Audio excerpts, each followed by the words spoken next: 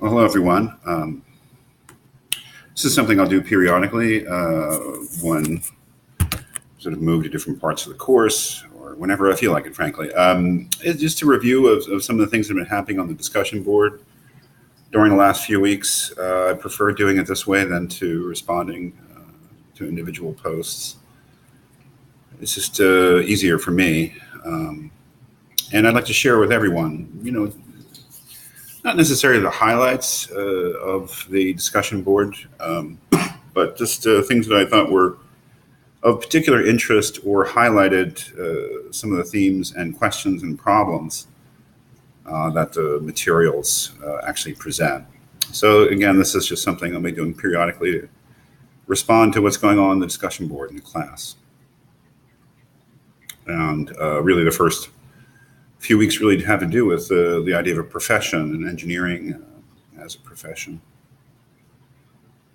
So starting with week one, someone wrote this: a standardized code helps guide us all to the right path, or at the very least, a shared path. I thought that was a really nice distinction that was made there. And this is something that has been, the point that has been made by advocates of professional codes of ethics. That is that although we may have legitimate questions about their authority, because as someone else points out later, they were just created by people who aren't necessarily, don't have more insight into ethics than anyone else. But although we can talk about that, the notion of a shared path, that is, the advocates of professional codes of ethics often point to that. That is, that a profession needs to have something like a consensus on what its basic values are, because it needs a consensus about what constitutes proper behavior, proper professional behavior. There has to be some consensus about boundaries and limits,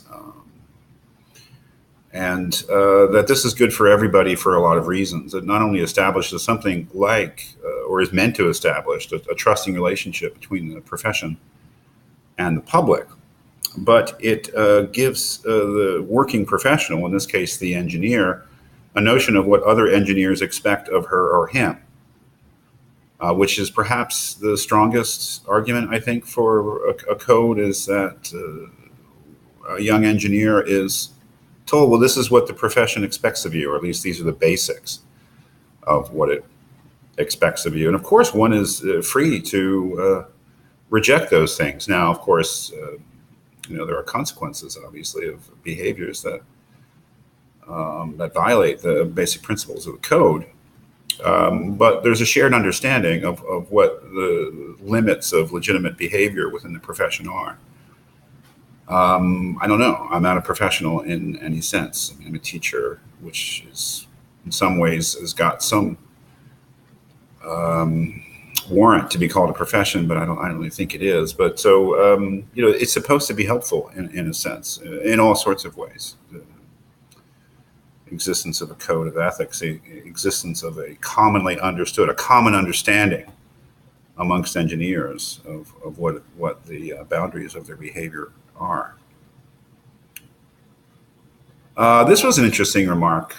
With my preliminary knowledge of the topic, I feel the canons were listed in a specific order, lending to the idea that each canon supersedes the next, meaning that if an employer or client is asking an engineer to perform an unethical task, that the first canon supersedes the need for the engineer to act as faithful agent or trustee, which is the fourth canon.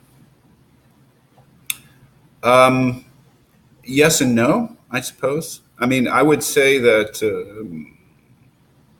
at least in an abstract way, that anybody who's concerned with engineering ethics would acknowledge that the first canon is the heart and soul of engineering ethics. It's what not only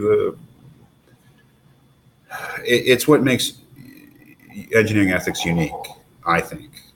There's nothing like the first canon in the ethical codes of law or medicine, which of course are older and better established, not only codes, but professions. But the universal obligation to protect the safety of the public is something that is, I think, really unique to engineers. That is, rather than focusing on the patient or the client, as lawyers or doctors do primarily. The engineer's primary responsibility is really to the world, which is problematic, but also does make engineering ethics unique.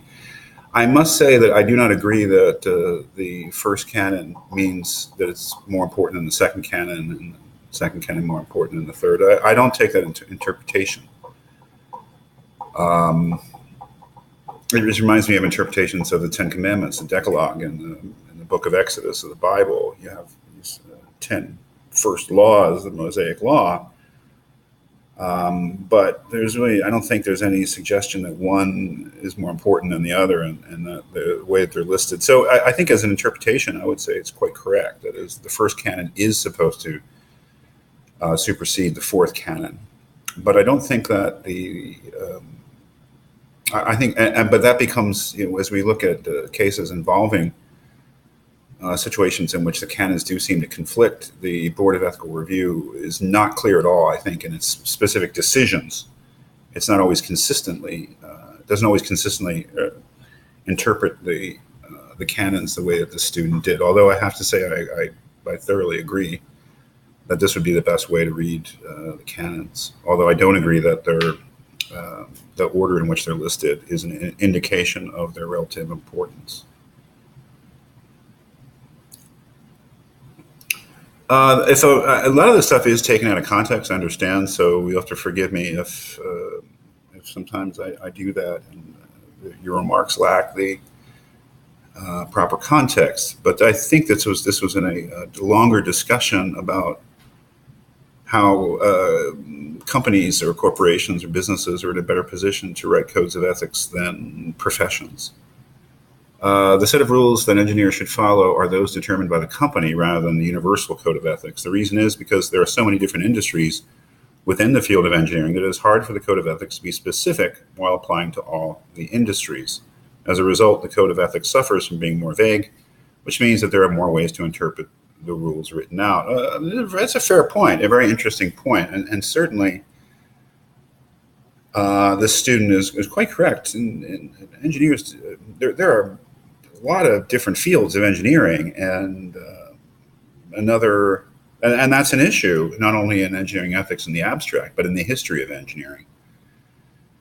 For instance, there is, although the NSPE tries, there is no overarching engineering society for engineers as there is for lawyers and doctors in America. There are different engineering societies for mechanical engineers, for electrical engineers, for civil engineers.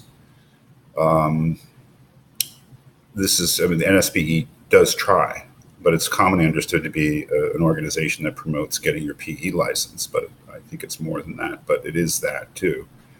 So that's a really interesting point. Now, then we get to the philosophical question of who's better suited to write a code of ethics, a company, which is typically a for-profit entity, or a professional society. That, I guess, is a question that's up to you. One should note immediately that corporations are,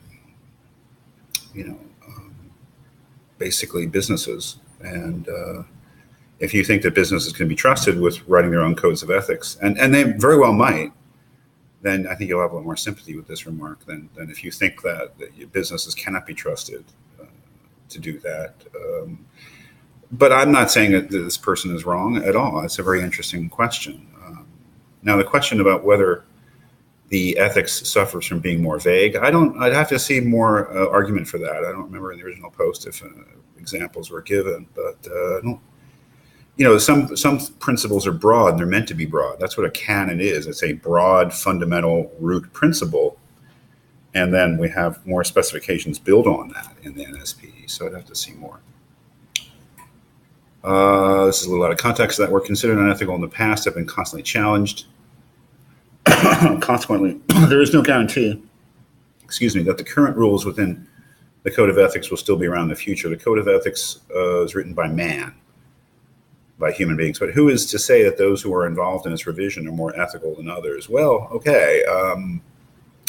Again, this is out of context, but I think it does raise a very interesting question about ethical codes. Now, the first thing I should point out is that even in the comparatively short history of codes of ethics, especially engineering ethics, they have undergone great revision in the 120 or so years